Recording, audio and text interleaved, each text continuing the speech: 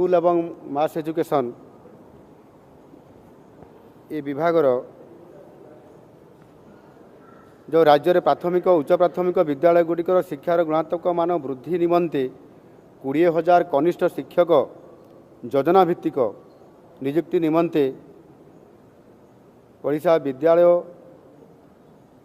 शिक्षा कार्यक्रम प्राधिकरण तरफ विज्ञापन प्रकाश करा जायथिला।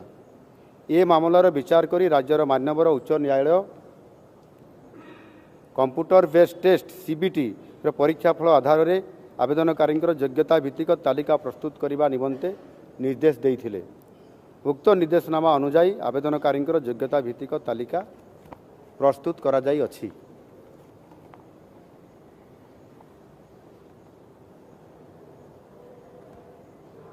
ओडिशा विद्यालय शिक्षा कार्यक्रम प्राधिकरण द्वारा 18,788 प्रार्थी चयन तालिका प्रकाश निमंते प्रस्ताव आज राज्य कैबिनेट सूचना और मार्गदर्शन निमंते ताकू उपस्थापना करा जायथिला।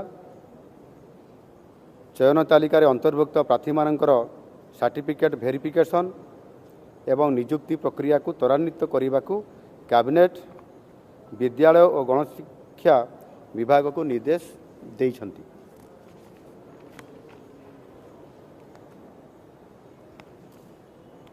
अन्य प्रस्तावटी होउची जल संपद